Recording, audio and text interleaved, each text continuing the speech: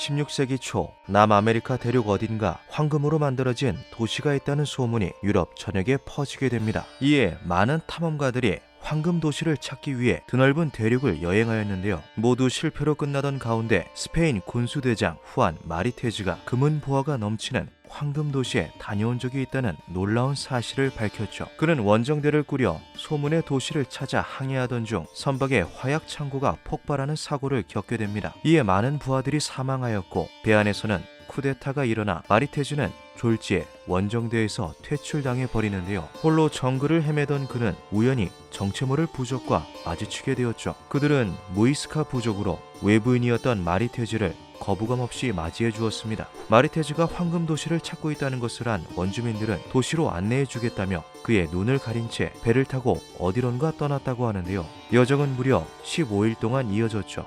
그리고 마리테즈는 황금 도시 마노아에 도착합니다.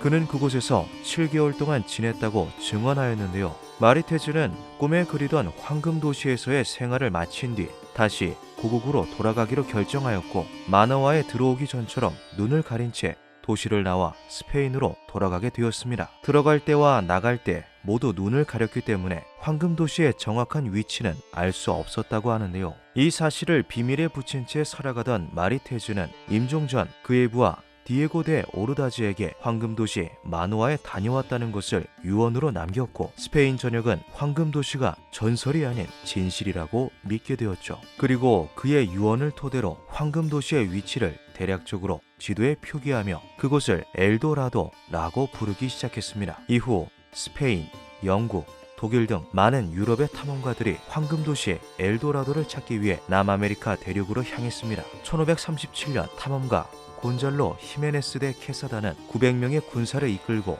엘도라도를 찾아 나섰습니다. 지금의 콜롬비아인 쿤디나 마르카를 탐험하던 도중 무이스카 부족 소수를 만난 케사다는 그들의 마을을 공격해 정복하였는데요. 무이스카 부족이 살던 마을이 황금 도시라고 믿었으나 케사다가 정복한 부족 마을에는 금이라고 할 것이 거의 없었습니다. 원주민들이 금을 일부 가지고 있기는 했지만 매우 소량이었죠. 케사다는 부족이 숨겨놓은 마을이나 금 광맥이 따로 있을 거라 생각하고 그들을 고문하였는데요. 원주민들은 소문은 모두 가짜이며 금은 모두 의식하는 데 쓰여 더 이상 남아있지 않았다고 말하였죠. 케사다는 어디서 무슨 의식을 하였는지 재차 물었고 고문에 버티다 못한 족장은 결국 이렇게 실토합니다. 우리 무이스카 부족은 족장이 바뀔 때마다 구아타비타 호수에서 의식을 치른다. 새로운 통치자가 벌거벗은 몸에 금칠을 하고 각종 금과 보석을 뗏목에 올려 호수 한가운데로 가면 신하들도 준비해온 금을 모두 호수 안으로 던진다. 그것은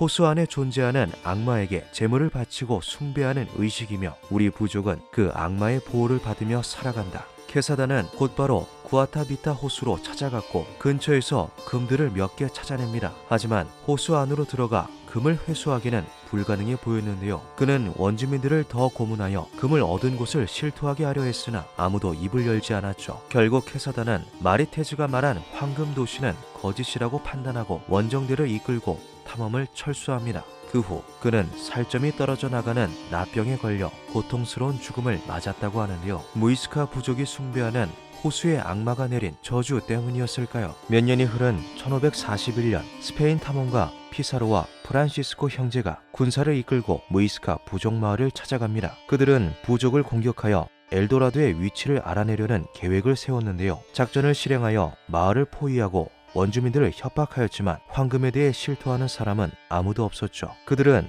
악마의 보호를 받는다고 믿어서인지 전혀 겁을 먹지 않고 역으로 피사로 군대를 공격하여 군대를 장악합니다. 결국 피사로 형제는 구아타비타 호수에서 참수형을 당하며 생을 마감하게 되었죠. 1559년 젊은 귀족 페드로 데 우르수아는 황금도시 엘도라도를 찾기 위해 스페인 군인 400명과 수백 명의 인디언을 데리고 무이스카 부족을 찾기 위한 탐험을 떠납니다. 탐험에 참여하였던 인원 중에는 전쟁 경험이 많았던 로기드 아키레라는 군인이 있었는데요. 그는 탐험대가 무이스카 부족 마을에 도착하기 전 돌연 지휘관이었던 우르수아를 살해합니다. 그는 전쟁으로 인한 심한 정신병을 앓고 있었고 이에 스페인을 증오하여 자신만의 독립국을 세우기로 결정하였죠. 하지만 얼마 못 가 스페인 군대에 붙잡혀 처형을 당하게 되면서 짧았던 꿈을 마무리 짓습니다. 이 역시 구아타비타 호수의 저주였을까요? 이후에도 스페인을 제외한 영국과 독일에서 여러 번 엘도라도를 찾기 위한 탐험이 이어졌습니다.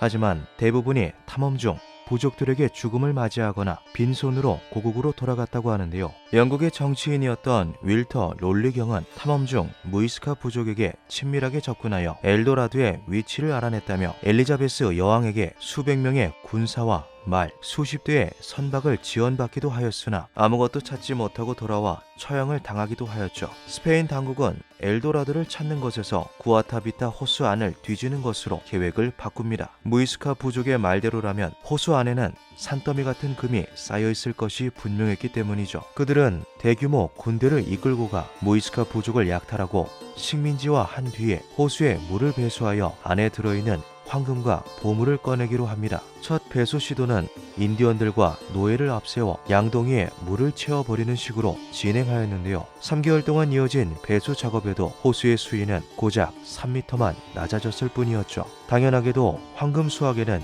전혀 진전이 없었습니다. 두 번째 시도는 1580년에 이루어졌습니다. 그들은 호수 측면에 큰 홈을 잘라내 물을 빼려는 시도를 하였고 실제로 수위를 20m 낮추는 데 성공하며 일부 금과 보물을 회수하는 데 성공하였는데요. 그 과정에서 수로의 벽이 얼마 못 가 무너졌고 많은 노예들이 목숨을 잃으면서 2차 시도도 실패로 끝나게 됩니다. 결국 스페인 당국은 호수의 물을 전부 빼낼 방법을 찾지 못하였고 2세기 동안 아무도 구아타비타 호수에 접근하지 않았다고 하죠. 200여 년의 세월이 흐른 1898년 영국의 엔지니어 겸 탐험가인 히틀리 노울스의 지휘하에 구아타비타 호수의 물을 수심 120cm만 남기고 모두 배수하는 데 성공합니다. 하지만 호수 바닥의 모래와 진흙이 콘크리트처럼 단단해져서 밑바닥을 채굴하기가 쉽지 않았는데요. 결국 노울스는 침수되지 않았던 보물들만 회수하였는데 그 양만 해도 꽤 되었다고 하죠. 거기엔 다량의 황금뿐만 아니라 에메랄드, 호박,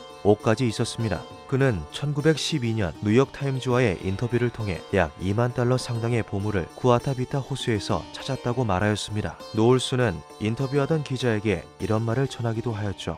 우리는 아직 바닥을 파헤치지 않았다. 그 아래에 얼마나 더 많은 황금이 있는지는 알 수 없다. 전설 속의 엘도라도는 바로 이곳 구아타비타 호수이다. 전설 속 황금의 도시 엘도라도는 실존하는 도시가 아닌 구아타비타 호수를 일컫는 말이었을까요? 노울스의 성공적인 보물찾기 이후 몇 번의 탐사가 더 이어졌지만 1965년 콜롬비아 정부가 호수를 국가유산으로 지정하며 몇백 년간 이어지던 엘도라도의 전설은 막을 내리게 되었습니다. 현재 발굴해낸 보물 중 일부는 콜롬비아의 수도인 보고타의 금 박물관에 전시되어 있다고 합니다. 수백 년의 세월이 흐른 지금까지도 무이스카 부족의 황금 도시 엘도라도는 어디에서도 발견되지 않았는데요. 오늘날까지 남아있는 무이스카인은 15,000여 명 정도 된다고 합니다. 어쩌면 그들 중 누군가는 조상이 숨겨놓은 전설 속 황금의 도시 엘도라도의 위치를 알고 있지는 않을까요? 기묘한 밤이었습니다.